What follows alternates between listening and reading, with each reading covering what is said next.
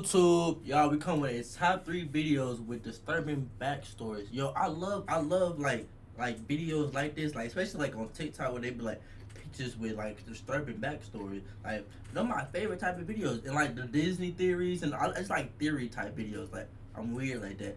But y'all, how y'all been doing, man? I miss y'all. We come in with a different reaction day. I ain't got too much to say. Let's go ahead and jump into the video. You feel me? Today, I'm going to share 3 progressively more disturbing stories, and at the end of each of them, I will share the video that is famously associated with them. But before we get into today's stories, if you're a fan of the strange, dark, and mysterious delivered in story format, then you've come to the right channel, because that's all we do, and we upload 3 or 4 times every week. So if that's of interest to you, please replace the like button's sleeping pills with caffeine pills right before their 14-hour plane ride from Hawaii to Okinawa, Japan.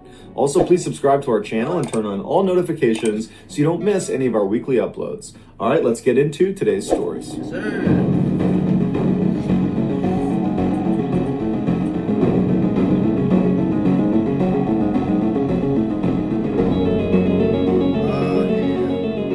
In June of 2018, 18-year-old straight-A student Tyler Turner graduated from his high school in Central California. In the fall of that year, he was scheduled to go to the University of California, Merced with a full scholarship. He planned to study biochemical engineering because he was born with cerebral palsy and wanted to help other people with the condition. In August of that year, one of Tyler's friends said they wanted to go skydiving to celebrate their birthday. Tyler was nervous about it, but he had never done it before and figured, you know what, it'll be fun, I'll do it. His mother, Francine, who was very close with her son, was very nervous about her son jumping out of a plane, and so she asked if she could tag along to provide moral support and maybe take some pictures, and he said that was fine. So on the 6th of the month, Tyler and his mother hopped in the car and drove over an hour north to the Lodi Parachute Center, where they met up with Tyler's other 3 friends. They were all very nervous, but very excited. So the group went inside the main building, and Tyler went up to the counter, and he paid $100 for a single tandem jump from 13,000 feet. A tandem jump is when 2 people jump together under one parachute. And so most commonly, you're going to have the instructor who's got the parachute on his or her back, and then on their chest, harnessed at 4 different points, is going to be their student or whoever they're jumping with, and they don't have a parachute. They're just tethered to the instructor who has the parachute. And so in this case, Tyler would be strapped on to his instructor. And so the advantage for Tyler as a first-time jumper is that he would not need to do anything once they're in free fall. The instructor would be 100% in control of keeping them steady in the air, of pulling the parachute, of dealing with any malfunctions, of flying the canopy, and of landing. It's all done by the instructor. After paying, Tyler and his mother walked over and met his instructor, the guy he'd be strapped onto. It was a 25-year-old man named Young Kwan who told him he had jumped over 700 times. And so Young told Tyler that he needed to watch a safety video before they did anything else. And so Tyler and his mother walked into the room, they sat down, the TV turned on, and a very simple safety video came on. And partway through it, another instructor walked in and just turned it off and told Tyler and his mother, you've seen enough, you guys can go. Francine was— Hell no! Keep that motherfucker rolling. What? Hey, who is you to tell me I seen enough, nigga? What? Nigga say you seen enough. No, till that hoe go off, I ain't seen enough. What the? Was a little bit alarmed at this behavior because it seemed odd to skip over safety when you're jumping out of a plane for the first time. But she figured, you know what? They must know what they're doing. I'm sure it's fine. Just before 10 a.m., Young helped Tyler get into his tandem jump harness that would allow him to connect onto Young's chest. And then afterward, Tyler walked over to his mom, gave her a big hug, told her he loved her, and then he departed his mother and walked his way over to the staging area where he and the other jumpers, that included his friends, were waiting for the plane to— Yo, it just hit me. They got videos of what's about to happen. Oh my God. Start so they could actually board. While they waited, Tyler was really nervous, and his instructor picked up on it. And so to put Tyler at ease, he began filming Tyler and interviewing him about his upcoming jump to kind of make light of the whole situation. And it seemed to work. My name is Tyler Turner. What do I do here? I am going to jump out of a plane. It's your first time. First time indeed. That's my mom over there. Hello, very loving mom. She's done a lot for me in my life. Hope more that she'll help me with more of my life, because I want to make it. Okay, we're going to make it. After they recorded this video, the plane— Damn!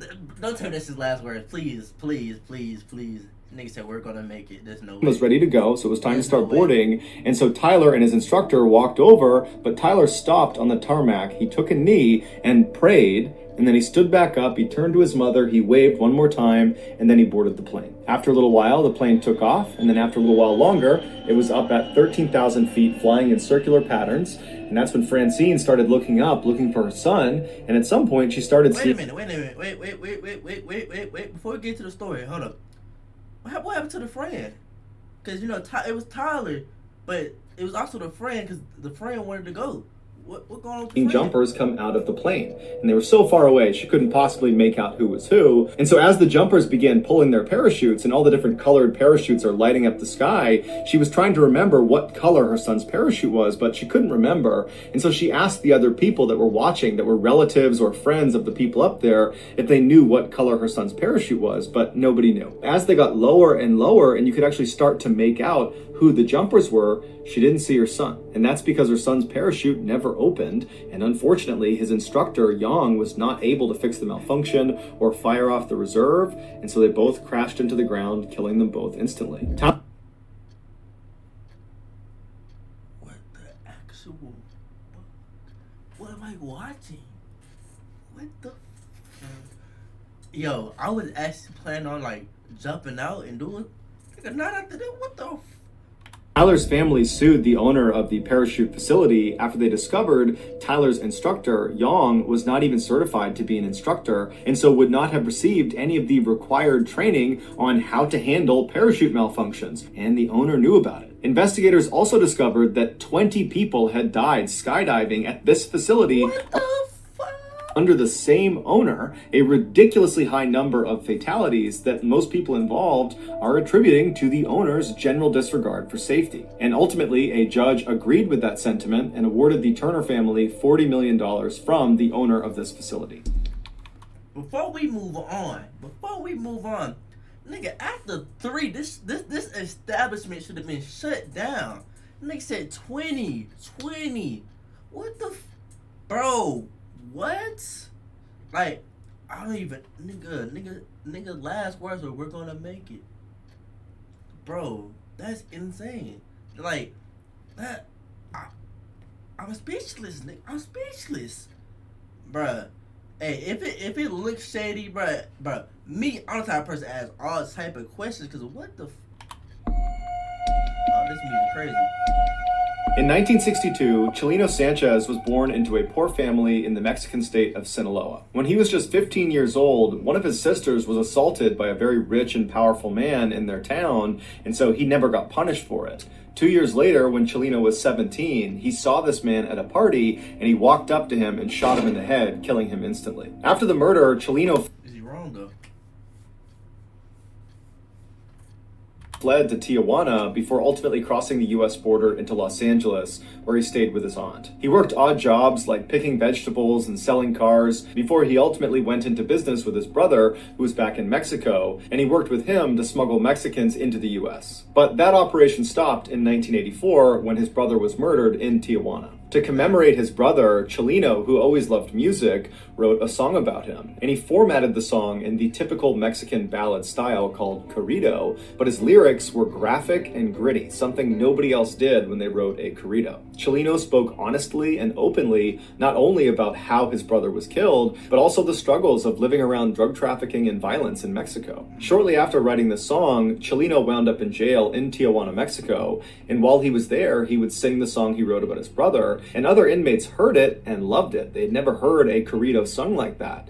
And so they asked Chileno if he would write songs about them and their exploits. Soon, Chileno was being commissioned by all these inmates in this prison to write their songs in exchange for money and for favors. When Chileno got out of prison, his unique songwriting abilities had spread beyond the prison walls to other criminals and drug traffickers and kingpins in Mexico, and before long, Chileno was being approached by those people to write their songs. His corridos pioneered a new subgenre of music called narco corrido for their ties to the narcotics narcotics industry. Some people today compare the style and lyrics of the narco corrido to gangster rap. By 1987, Chilino's music was not just being shared amongst his paying clients. It had spread into Los Angeles and all over Mexico and was becoming very popular, even though it wasn't being played on the radio because radios thought his lyrics were too graphic. And so it was spreading largely because of word of mouth and because Chilino himself would go to car washes and street corners and he would sell his cassettes to anybody who would take them. By 1991, Chilino was so famous that he actually went on tour. And everywhere he went, the Is that Tupac?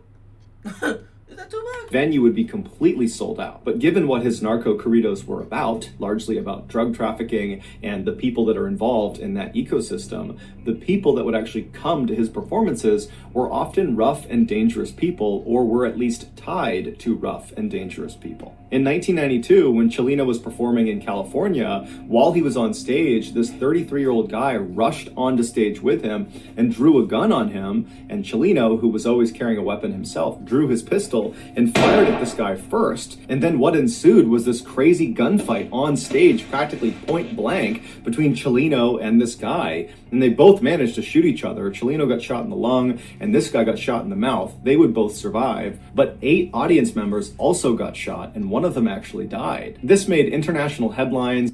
How do you get shot in the mouth? Like either like this, or like straight through your mouth, mouth. And by all accounts should have devastated Chilino's career.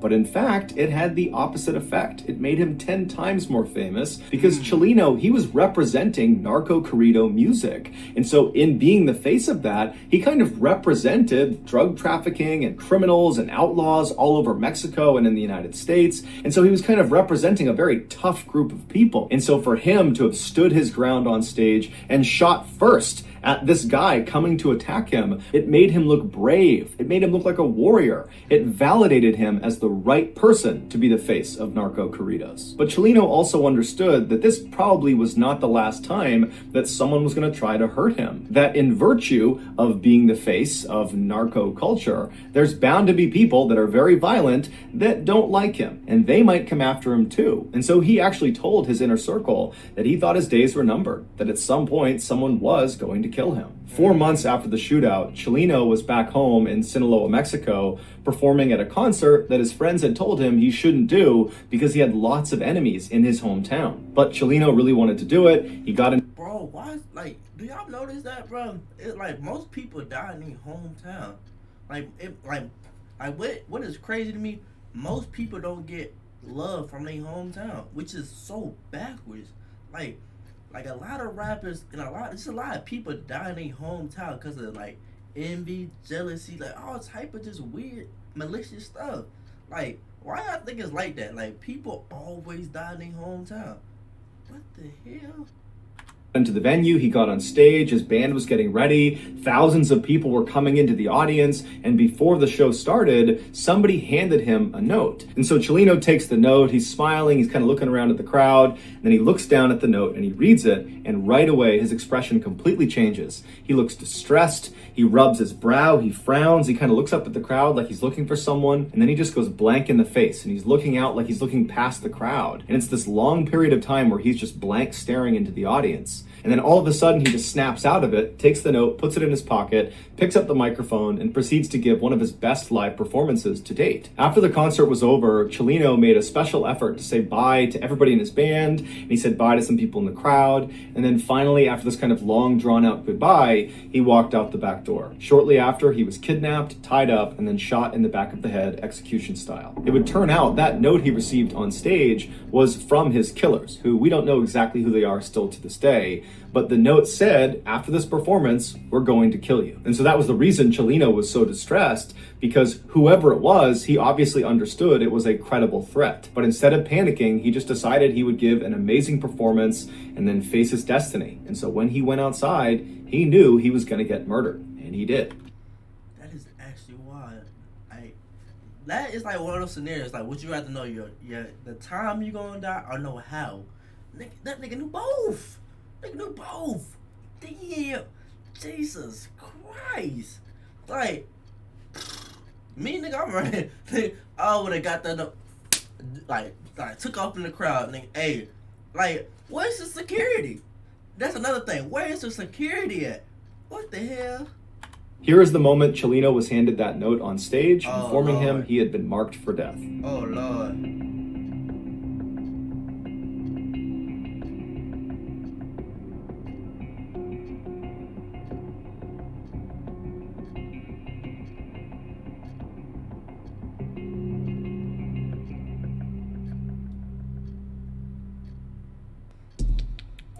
This world evil as hell. This world is evil. This world is evil. Nigga, like, I couldn't even imagine.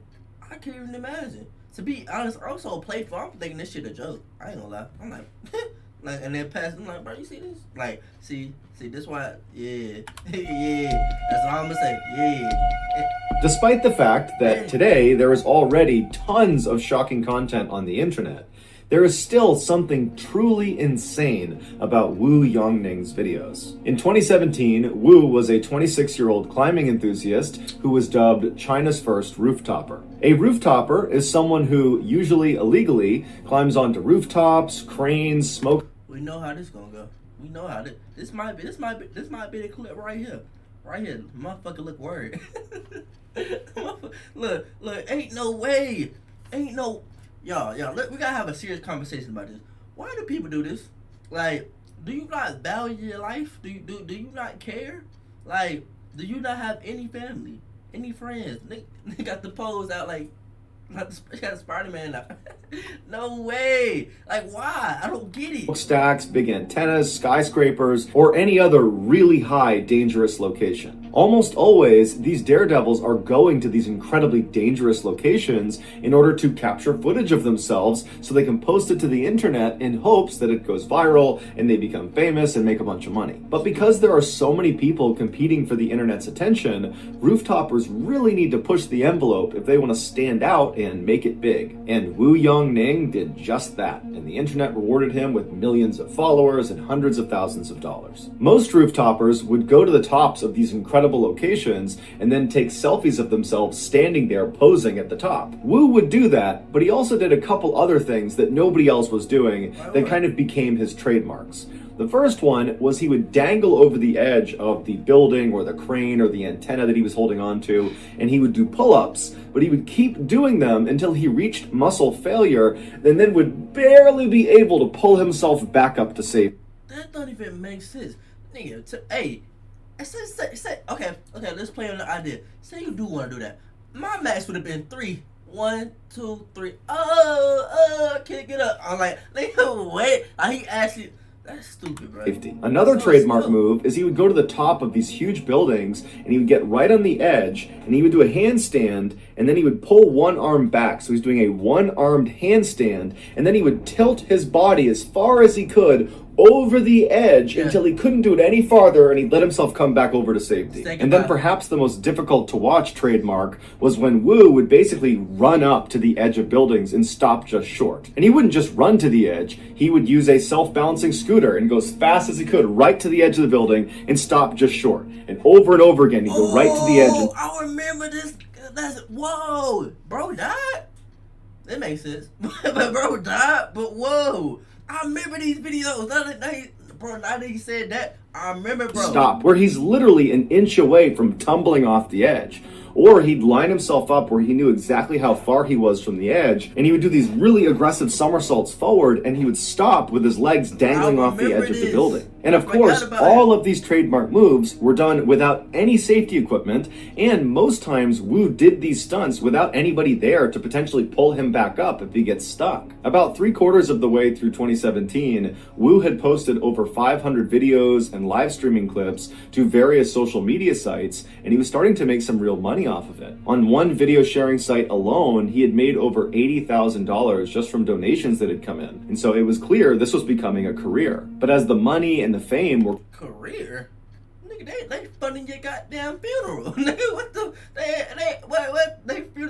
are funding your funeral. Talking about career. Coming into Wu, he started to realize that in order for him to stay on top and keep earning at this level, he would need to continuously outperform his last big stunt. And already he was brushing up against death on virtually every video he took. In early November of that year, Wu heard about a competition that was offering $15,000 to its winner. The details of this competition are hazy at best, but from the sounds of it, it was a viral video competition. Make the most viral video and you win the prize. This competition served as motivation for Wu to finally attempt his craziest stunt yet. I know I'm pausing a lot, but your life is worth 15,000.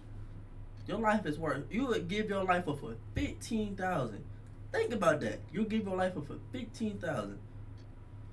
He figured if he had the footage of this particular stunt, he was sure to win this competition, and with the prize money, he could pay for his wedding and cover his mother's medical expenses. And so on November 8th, Wu traveled to the Huayan International Center in central China. This massive 62-story skyscraper would be the tallest building Wu had ever performed a stunt on. The public was only able to get up to the 44th floor, and so Wu had to take the elevator up to somewhere between the 40th and 44th floor, at which point he climbed out of a window and free climbed his way all the way up to the top, so 20 additional floors just climbing the side of a skyscraper. Once he got to the rooftop, he set up his tripod and his camera, and he turned on his live stream. And then he walked around and he began preparing himself for the stunt. Live stream viewers that tuned in would see Wu sitting on the edge of the skyscraper, and he's meticulously wiping down the edge of this building. It's the area he'll be grabbing onto to perform his stunt, which was going to be his trademark pull-ups. And so after several minutes of Wu cleaning this ledge,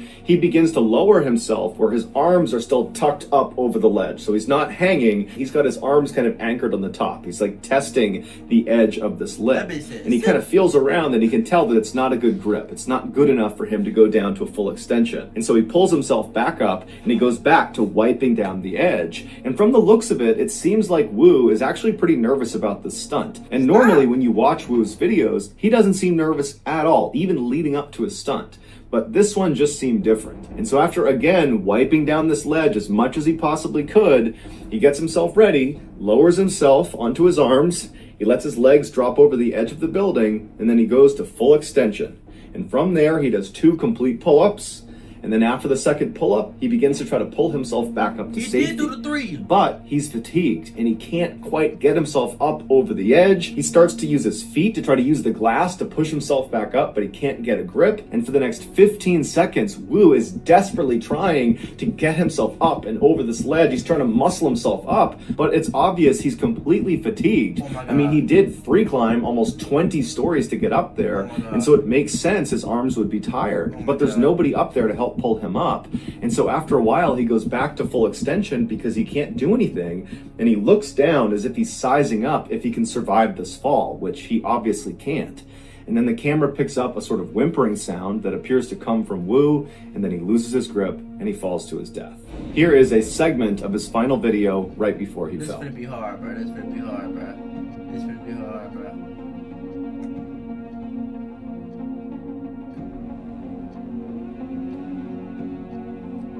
You know what's crazy? That shit not even that far, bruh. This is why you gotta get in the gym. That shit not even that far. Maybe. Hold up. Cause now that I really think about it, sometimes, bruh, stuff be looking way different on camera than it be in real life. So let me shut up. Cause me, personally, I wouldn't even be in the situation personally. That's just me though. But like, I would've, but you feel me? He climbed up like 20 stories, so it makes sense. I can't talk. Come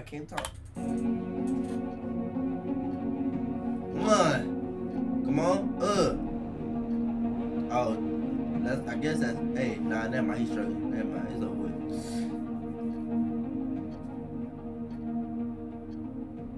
So that's going to do it, guys. If you found the secret in today's video, let us know in the comments what it is and where you found it. So give us the timestamp. And if you're the first to do that, we'll pin you at the top of the comments section. If you enjoyed today's video and you haven't done this already, please... Yo, man. These was crazy. I ain't gonna lie. These was low-key. The last one was the hardest to get through. But dang. Jesus. I ain't gonna lie. That's on bro, though. Because, like, 1, have help. 2, don't do it. 3, is money really that important to you to risk your life for it? Man, y'all, I love y'all. Be safe. Don't do no stupid like this. And just stay focused. And really value yourself. Because if you value yourself, you won't be out here climbing up on buildings 20 20 stories, and you know, you just want to be the rest of your life. You want to be the rest of your life. Love yourself so you can love others. You gotta love yourself first to really love somebody else. But hey, we out. Ugh.